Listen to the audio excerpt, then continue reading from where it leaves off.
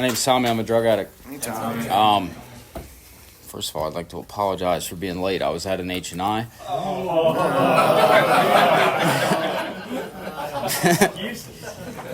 And if we really want to get down to it, Jeremy went over a little bit. So, still taking no accountability for me. Yeah. Nah, man. Thank you for asking me to do this. I'm also a member of this group, man, and I love what we have here. Because I got sober in another 12-step fellowship, and finding myself in this book and going through these 12 steps really saved my life. But coming into this, I had a lot of prejudices towards like Alcoholics Anonymous, man, because I thought because I did this other stuff that it disqualified me for this, and that because it started with alcohol but it didn't end with alcohol, that I wasn't this, man. I wasn't like an alcoholic, and the goal here is to kind of eliminate that, man, and a place where like people like me can like identify. And I truly believe that I am an alcoholic. I do suffer from what this book talks about, man, and Alcoholics Anonymous saved my life. So I want to get that out of the way first. My sobriety date is December 16th, 2023. I don't think I could tell you much about December 16th, 2023. I was probably sleeping in detox all day. I could tell you a lot about December 15th, 2023. It felt like the worst day of my life, man. I was completely hopeless. Really just wanting to die. Like I didn't really see a way out of the way that I was living, man. And it turns out that like it says in here, like darkest before the dawn kind of thing, man. Like my whole life was about to change, and I had no idea. And I really had like very little part of it. Like there was a lot of what felt like or what looks like God's grace to me now, man. And it didn't look like it at the time, and I'll get to all that. But I'm from right outside of Philadelphia, Camden, New Jersey. I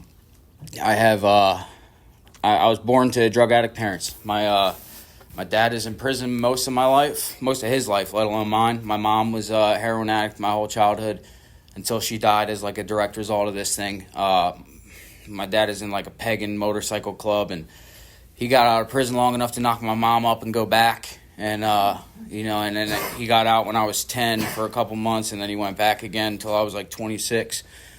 And, I'm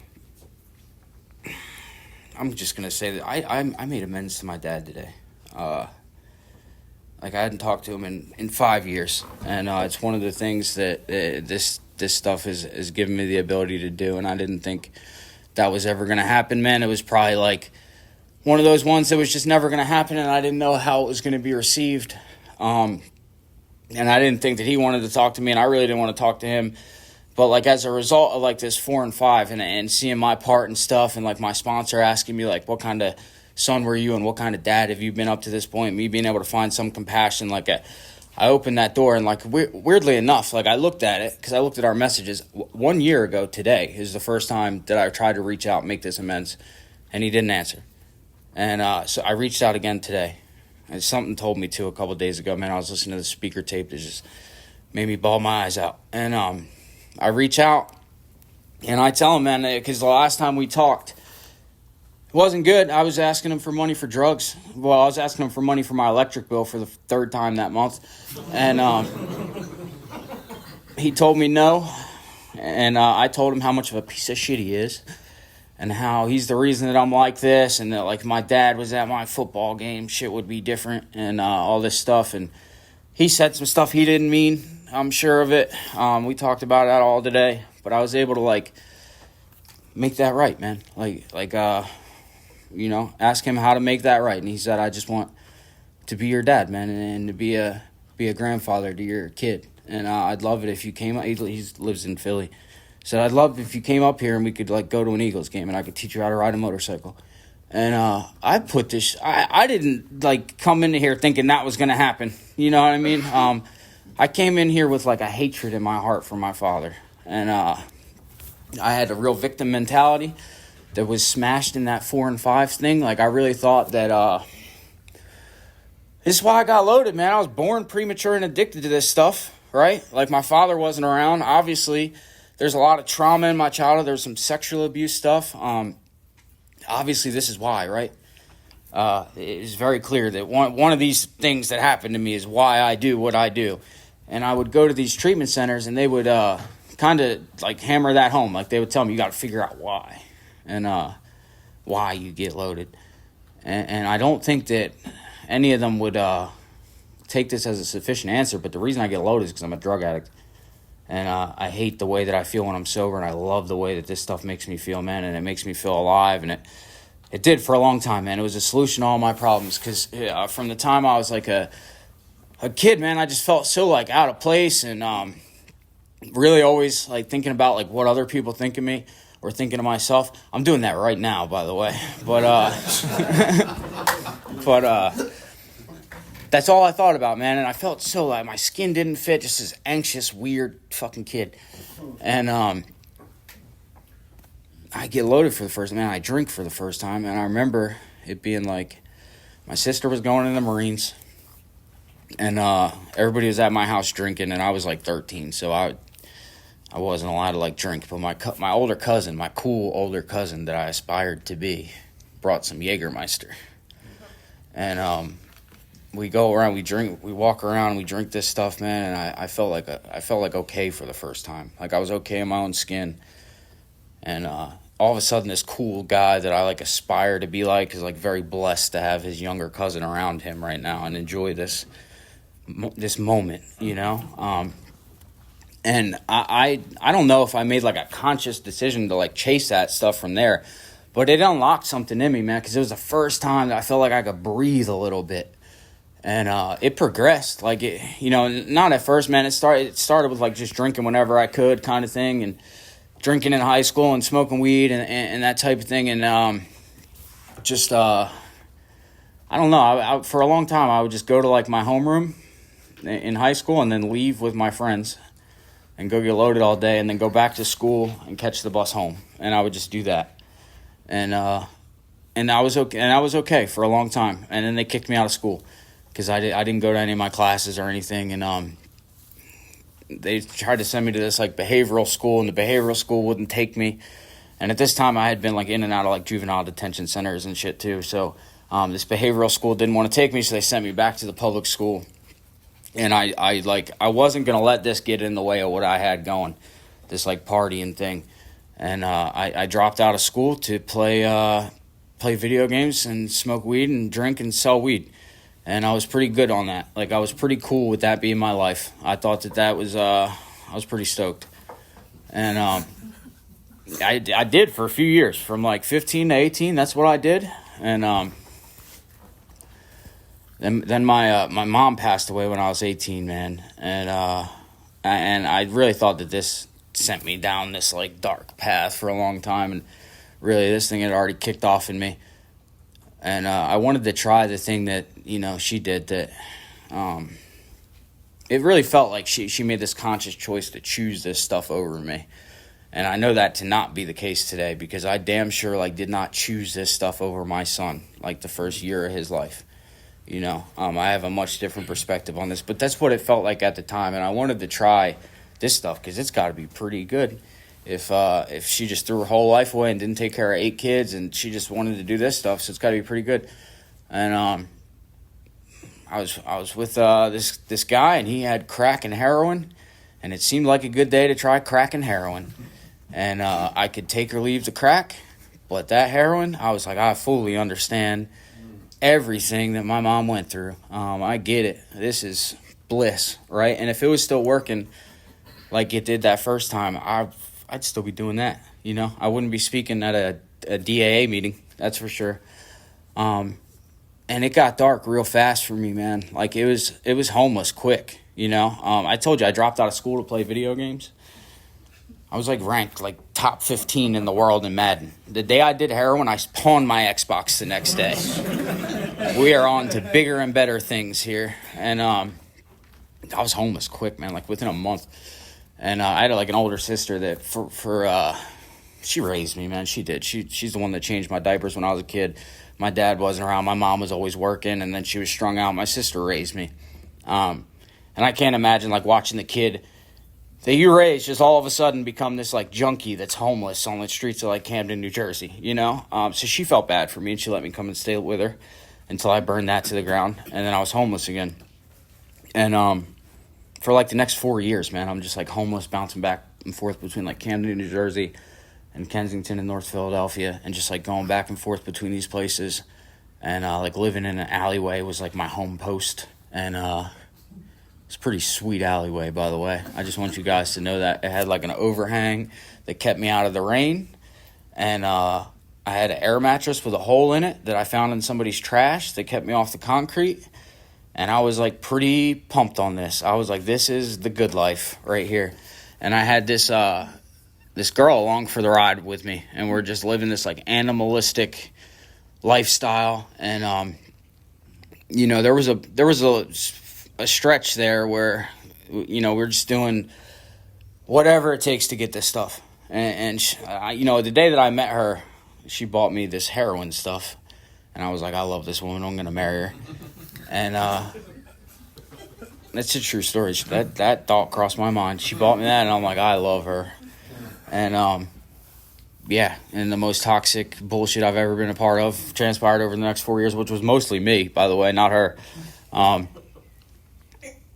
And we're just doing anything, whatever we have to, because she gets loaded like I do, and it's like, I don't know. It just got real bad. And again, no accountability here. I blamed her for this. Like, when I started with this girl, I was just doing like a little bit, and now I'm not doing just a little bit. Like, I'm doing like a lot, and clearly she's why, and she probably feels the same way about me, to be honest with you. But I eventually, like, the hustle ran out, you know what I mean? Like, I had run out of people to lend me money or give me money. I had run out of like stores to steal from and all this type of thing, man. And like the last thing left for me to do as a straight man is to like stand on street corners and sell my body. And I don't think I was going to tell anybody that when I came to like these 12-step fellowships, man. It was like my deepest, darkest secret. I don't want anybody to know this. I don't want anybody to know that. What are they going to think of me? Are they going to think I'm gay? And that was really my thoughts, man. And I was like so scared of like letting this stuff out. And as a result of like doing a fifth step, like I was able to get all this out, man. And I can like sit in a room full of people, some of them strangers, say that, not even think twice about it. Like not even, know in my heart that like that's not me today. And so I'm like 22, and I said I'm living in this alleyway, and I ended up getting a real bad infection in my arm. And by the way, I love being able to just give you all the juice, because I can't do this in the fellowship that I'm in. I can't like get into all these. My story's graphic, man. If nothing else, it's pretty graphic. And I can't do that. And I kind of like skirt around it, So I love what we have here. I have this like real bad infection in my arm. I had an abscess, and I was in the hospital for a couple weeks, man. And I was so desperate for anything else, because at this point I had been homeless for a long time. I was so tired of living like this, man. And my brother calls me, and I hadn't talked to him in a couple years because of my own shit, like how I was living. And he says, man, I don't want you to die like Jimmy died. Jimmy was our older brother that overdosed. I want you to come down to Florida and get sober. And he said the only condition on that is like you come to these meetings, or you go to these meetings. And I didn't know what he was talking about. And as desperate as I was, I really still had to think about whether I didn't want to go back to this alleyway or not. I really had to like give this some contemplation on whether moving to Florida. Florida's a far, and it's hot, and I really had to think about this, man. And I said yes, and he put me on a bus down to Florida, which is not the last time I was on a bus down to Florida.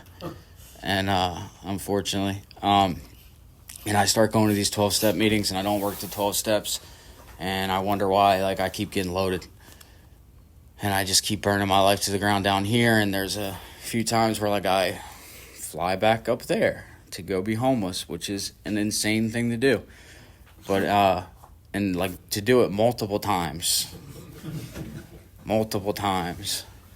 There was one time, I remember one time I came back from when I was talking to Nick, and I said that it went bad up there because I went to Camden and I didn't just stay in Philly this time.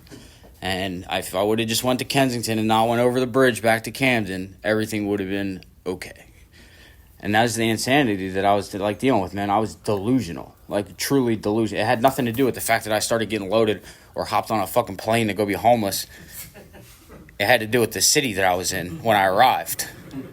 Like, that is insanity, man. Like, it's delusional thinking. And that's what I was dealing with, man. And that's what I was dealing with when I came into these rooms. And it's like that for years. 6 years of me going in and out of 12-step fellowships, in and out of treatment centers, burning my life to the ground, hurting everybody around me, and not doing the 12 steps that these guys are offering. And there was a stint there where I don't know how I pulled this off, but I pulled off like a little bit of like sobriety, and I had like my life together somewhat. Like, I had a decent job, like I was dispatching ambulances. I had a girlfriend that I loved, and I had my own place. And this was something I'd never pulled these three things off at the same time in my life. I don't like build it up and burn it down. I never build it up. I'm just kind of burning ashes, and just steady, just burning nothing. There's nothing left to burn, and I'm still going. But I don't know, man. It seemed like the outside got better.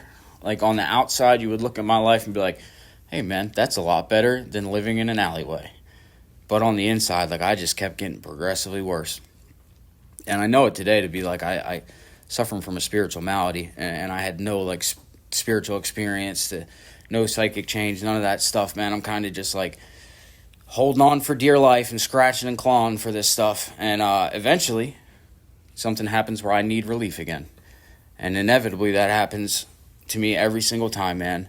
And the fucked up part is, it feels like my idea. Like, it feels like it just seems like a good day to get loaded again. It seems like I can beat the game. Like, I can just do one, or I'm not going to do this stuff because I know that this stuff takes me down really quick. I'm just going to drink, or I'm just going to do this. I'm just going to snort it. I'm not going to shoot it. And I, like, rationalize my way into this. And I set off this allergen phenomenon of craving again, and I burn my life to the ground. And it always feels like it's my idea. And so I'm sober for a little bit. I have my life together on the outside, and I'm up late at night one time. It was like 2 o'clock in the morning, man. And I'll give you proof that meetings can't keep you sober. I went to a meeting that night and shared that I wanted to get loaded, and I got loaded that night. Because I had nothing. I had no defense against the first one, man. When this obsession came on to me, I had nothing. It felt like I went on autopilot. And it seemed like, at the time, that I was just going to do one. And I was just going to snort it. And nothing bad was going to happen. And I was just going to get a little bit of relief. And I was going to, like, return to this 12-step fellowship like nothing happened. Nobody would even know it happened except for me. And everything was going to be good.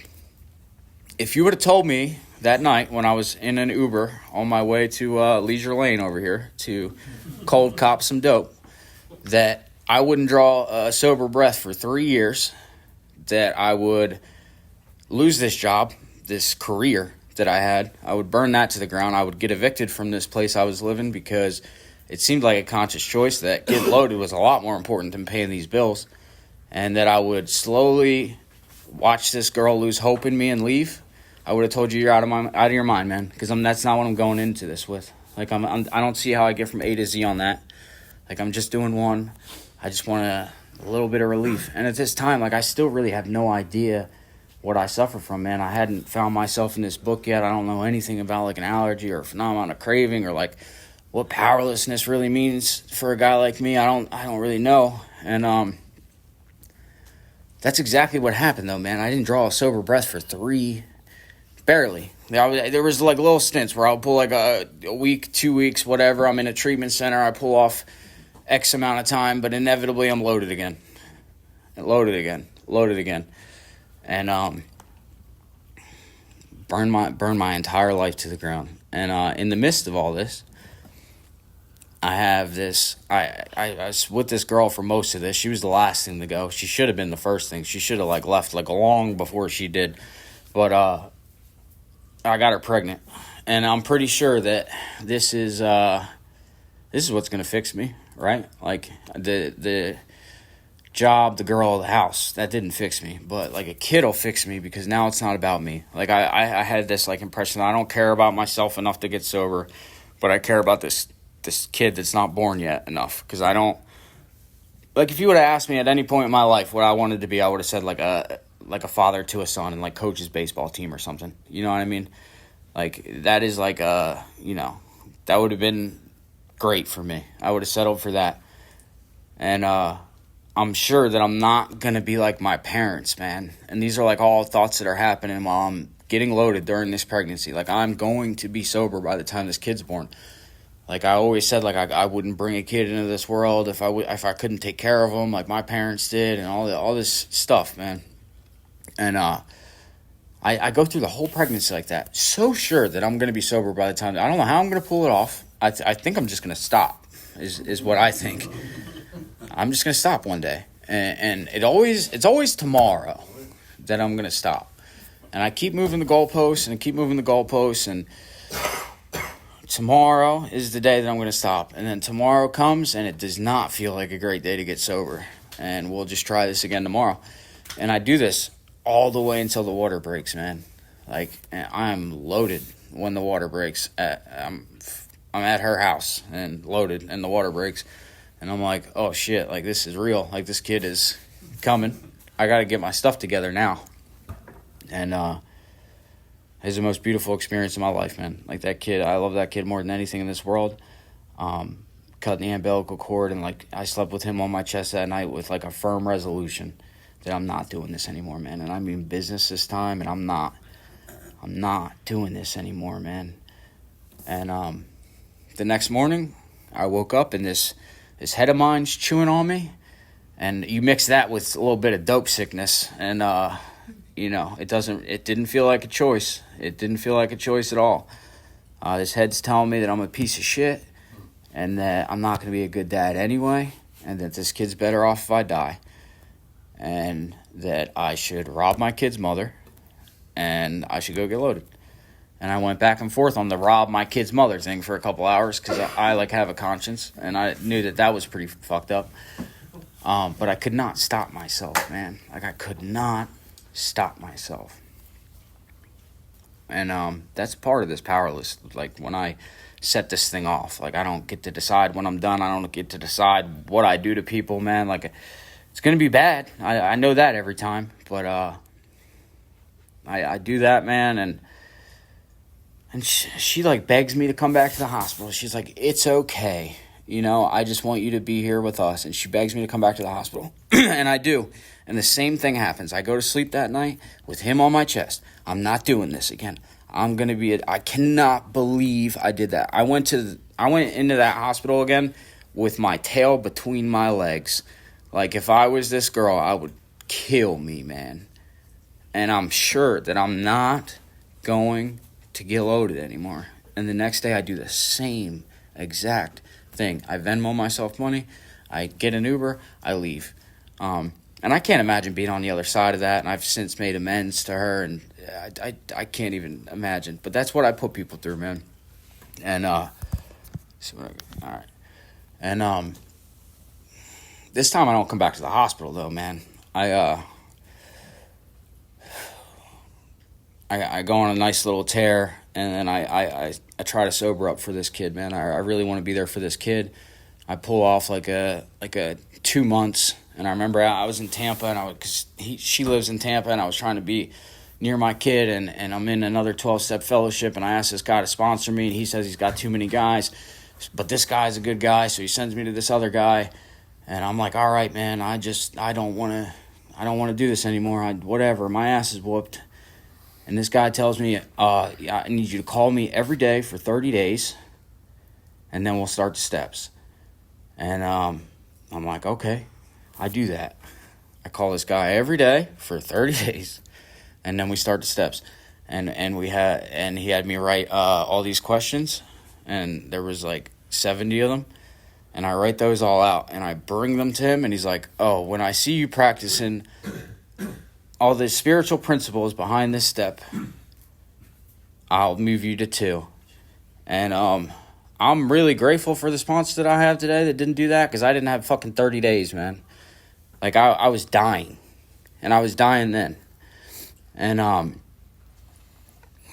don't know, man. Inevitably I get loaded again.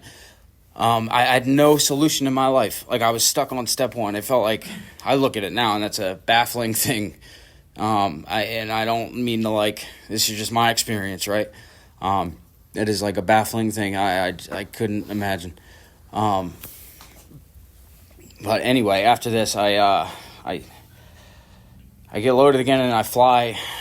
This time I'm done, man. I throw in the towel on this whole thing because this kid didn't get me sober. Nothing seems to fix me. I'm done. I'm done with all this. I fly back to Philadelphia to be homeless in Kensington and die.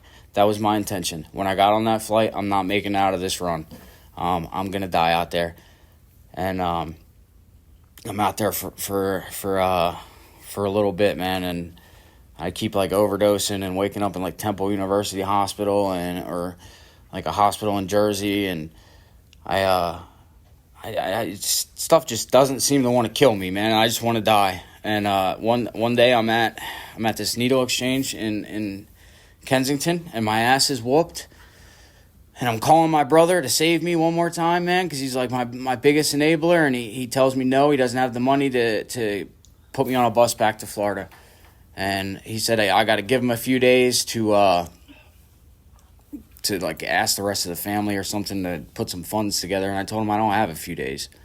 I'm going to die out here. And I get off the phone with that guy, and this dude that I've never talked to in my life walks up to me and says, if you're ready to kiss this Kensington stuff goodbye, I'll buy you a Greyhound ticket right now.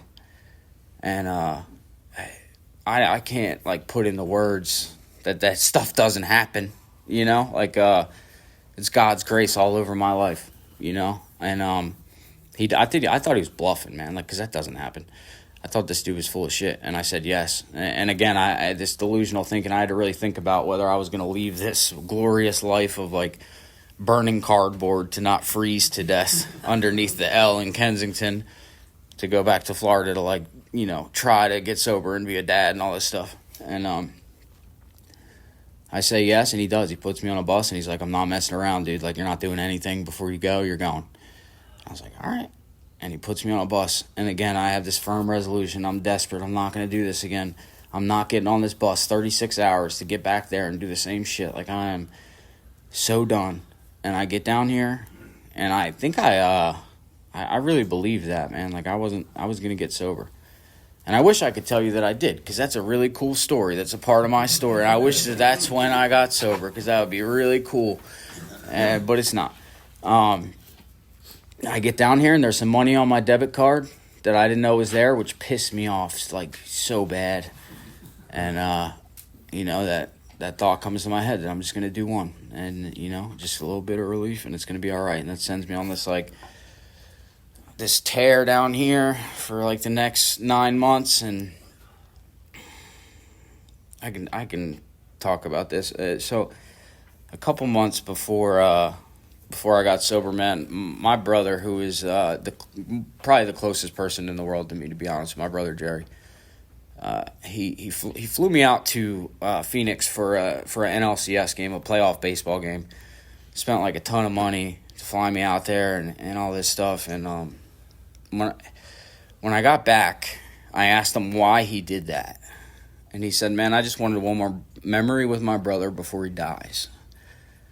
And that's everybody around me had, like, accepted the fact that I'm not gonna make it, you know, including me. Like, I didn't see this whole getting sober thing as being something that was gonna happen. I had tried and failed and tried and failed and tried and failed, and that was like 2 months before I got sober. I get back here, and I'm doing the same thing, and I'm just a maniac walking up and down 19, twacked out of my mind all the time.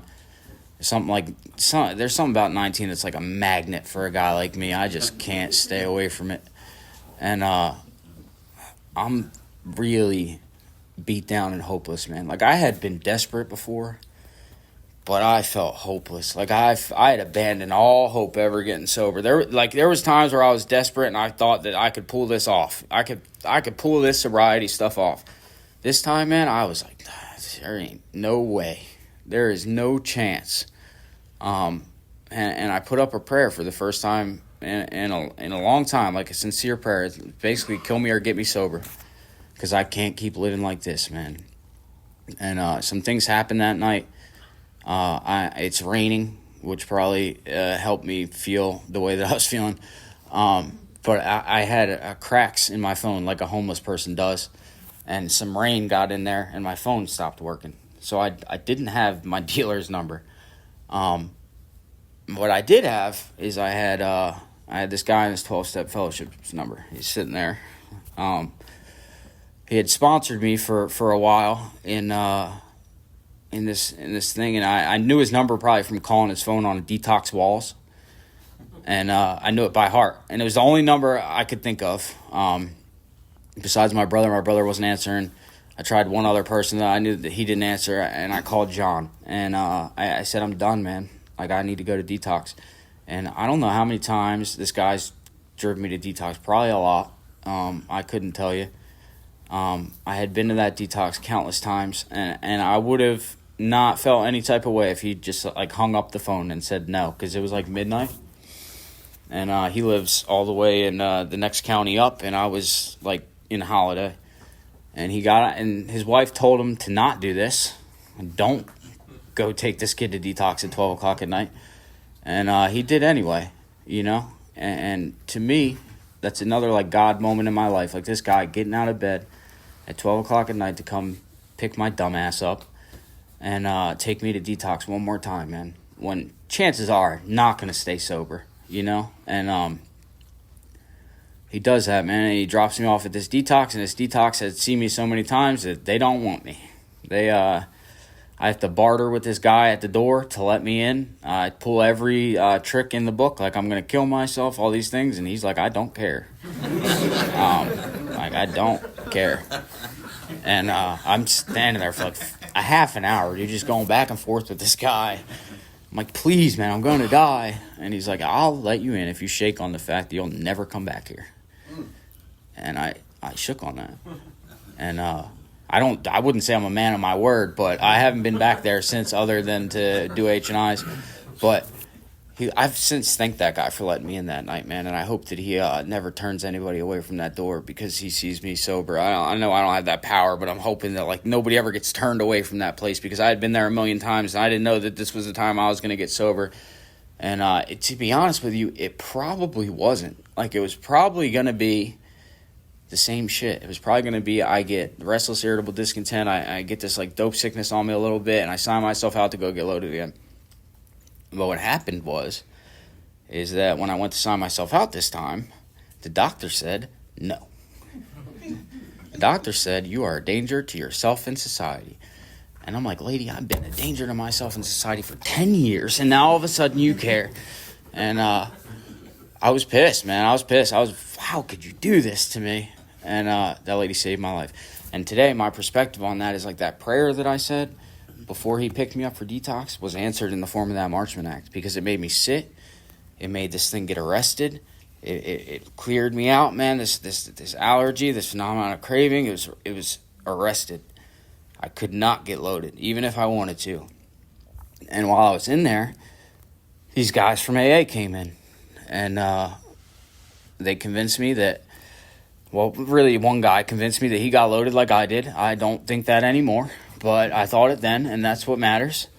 And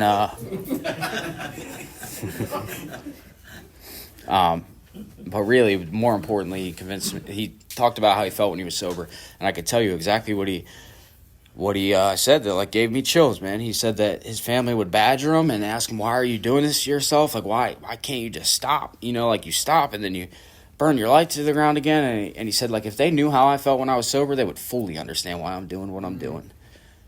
And I got chills, man. And I remember I told the doctor that the next day as if it was some like profound piece of information, because it was to me. I had been feeling this way my whole life, man. And I didn't put in the words. And I don't like another thing. I'm in detox at this point when he brings this meeting in. He's the same guy that brings the meeting into the rehab that I have to go to because I'm on a Marchman Act. And I asked him to sponsor me while I'm in this rehab. And I don't know how this window of willingness stayed open for 5 months. Like, that is a grace thing. I can't put anything else other than that on that, because that does not stay open that long for a guy like me. But I get out of this rehab. I leave this rehab, really, is what I did. Impulsively. I had backed myself into a corner in this rehab with my shitty behavior, where I felt like the only option was that I had to leave. And but the most important decision I think I ever made in my entire life was to call that guy that I asked to sponsor me the day I got out of rehab and tell him that I'm ready to go through this work. And he told me that I'm bleeding out on the battlefield. I need to get you better and helping other guys. Like, the quicker that I can get you well, the better. And he told me that I'm a special case. And I thought that was a compliment at the time. And he said that I'm going to meet up with you twice a week, and we're going to do these steps. And that's exactly what we did, man. He came and he drove to this homeless shelter that I was in, because I had left this rehab with nowhere to go, because that's how good at decision-making I am. I had nowhere to go, and I just left. And I landed in this homeless shelter, this bed bug-infested homeless shelter. It's like top-of-the-line resort. And he drives there twice a week, man, to read this book to me.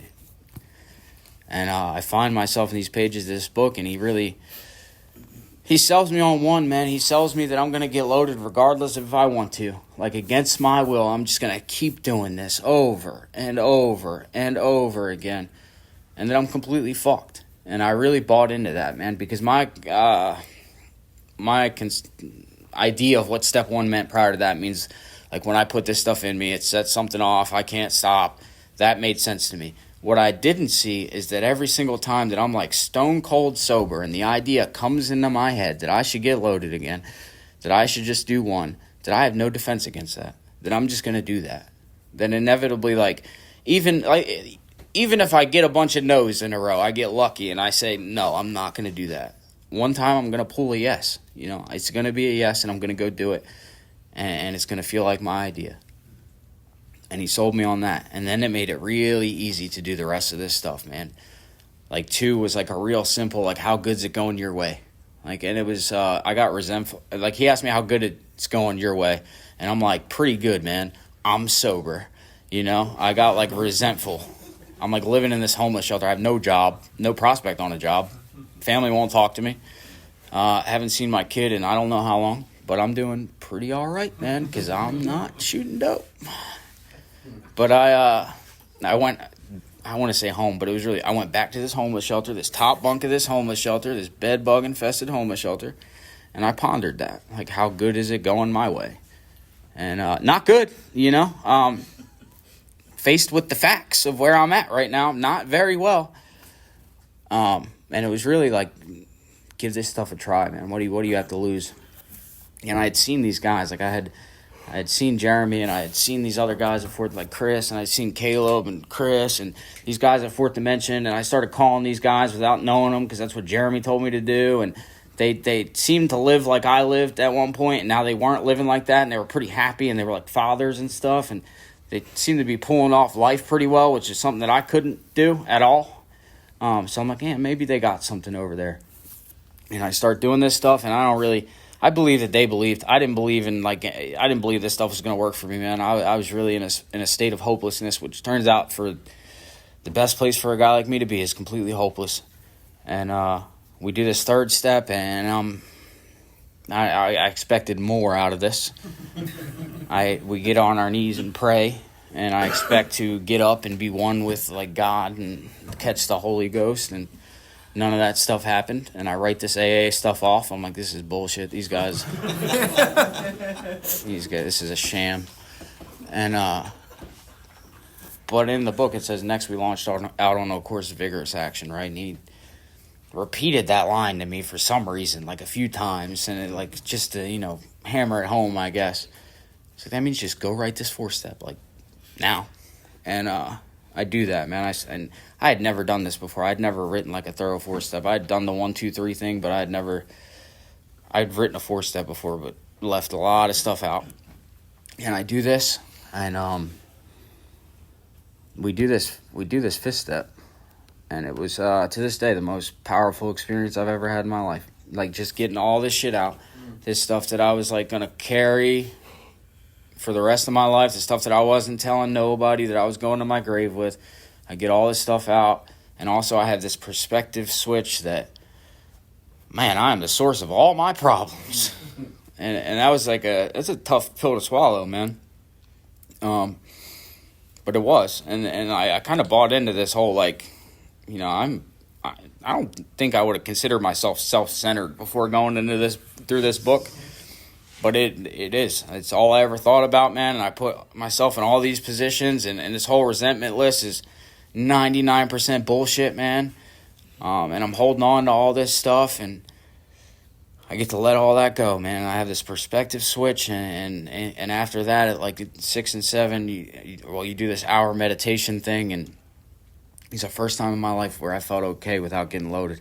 Like, I felt like peace, man, that I can't even put it into words. And like, if you felt it, you know what I'm talking about, man. And like, the book calls it like the nearness of our Creator. That's what I felt. I felt like everything's gonna be okay as long as you keep doing this stuff.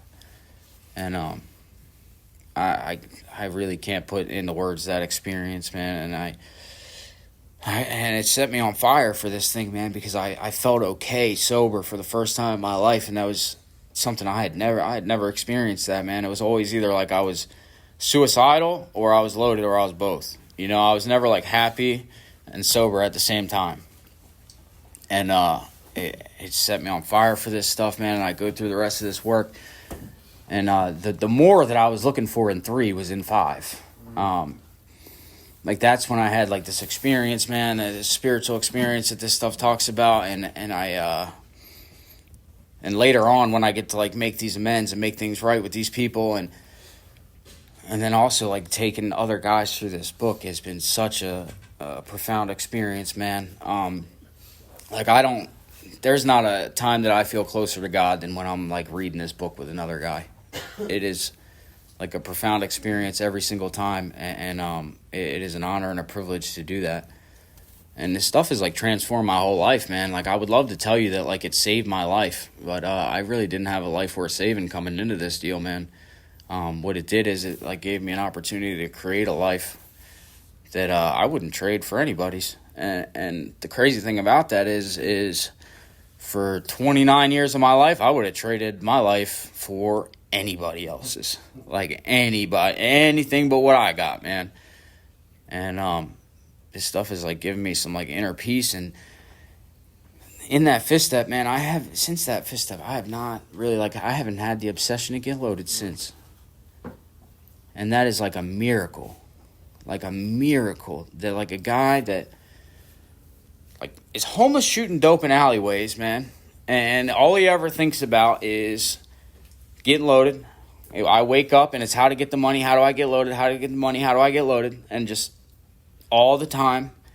And then like I do this stuff, this really simple stuff outlined in this book, and all of a sudden I don't even think about it. Like, that is a miracle, man. Like, this stuff that we have here is like, it is a miracle. And like, that is the greatest thing in my life is the inner peace that this stuff has awarded me when I'm moving to my feet and this stuff. Like, I wake up with peace that I didn't even know existed coming into this thing. And I got some other cool stuff, man. Like, I told you today that I got to make amends with my dad, and like, that was it's perfect timing, really, because it really juiced me up for this to come speak to you guys and bore you for an hour. And but I'm a part of my family today. You know what I mean? Like, my siblings got their brother back. Alcoholics Anonymous gave my son a father, man. Like, it did. Left to my own devices, I would be dead. That kid would be grown up without a father. Certain fact. Like, I can assure you that I did not have like much more time of doing what I was doing. Like, God's grace, I don't know. I survived so many overdoses, man. I tried to blow my head off one time and it didn't work. I wanted to take myself out, man. So, left to my own devices, my son would not have a father. Like, my son would be growing up hearing that his dad overdosed or killed himself, at some point in his life, man. And thanks to Alcoholics Anonymous, man, that kid calls me daddy, and he tells me that he loves me. And I don't know how to, like, repay that debt. I can't. It's not possible, man. But when I really think about that, because I get, like, caught up in, like, these little problems that I have in life. But when I really think about the fact that I should be dead, man, and, like, God's grace is the only reason that I'm here. It's the only reason I'm playing with house money, man. It's the only reason that I'm alive, that my son has a father, man. It's really like I'm reporting for duty, man. Whatever you want me to do, I'm here. Whatever you want me to do, put me where you need me. Let me help your kids, is really what it comes down to. And I couldn't have imagined myself. I couldn't have imagined this life, man. At the door at that detox, begging that dude to let me in. I couldn't have imagined this life, man. I would have sold myself so short, because all I wanted was the pain to stop. All I wanted was to keep a needle out of my arm, man. And it'd be really nice to show up for this kid, because he needs me. That'd be nice. But it has given me that and so much more, man. Like, I did not expect to ever be like a productive member of society. I didn't see that. I'm a derelict, is what I am. I was a scumbag for 29 years of my life, man. And I do this stuff, and it transforms my whole life, man. And I get to be what I thought I never could be, and it's all like a direct result of doing this work. And I owe this thing a debt, man, and I could never repay it. And I owe Jeremy a debt because he took time out of his day to come read to me at a homeless shelter and introduce me to this way of life, man. He works, he's got kids, and he still took time out of his day. And really what I find out is he's doing it because somebody did it for him, and somebody did it for that guy. And I get the opportunity to pass this on to somebody else. And that's what I mean when I say I never feel closer to God than when I'm reading with another guy, man, and being able to give this thing away, because why wouldn't I? I'd be the most selfish piece of shit ever if I got this thing, man, that changed my life, that saved my life, and I didn't want to give it to everybody. I just want to bottle this stuff up and give it to people, man. So there's Jeremy ended with this thing the other day, and I really liked it, man. It's if you have a drug problem, man, just knock it off, right?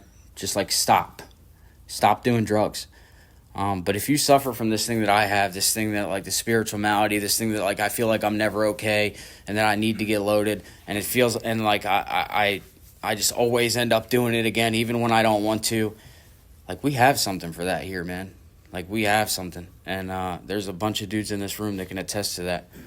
And it is an honor and a privilege to be able to carry this message. So thank you guys. I appreciate you letting me do this.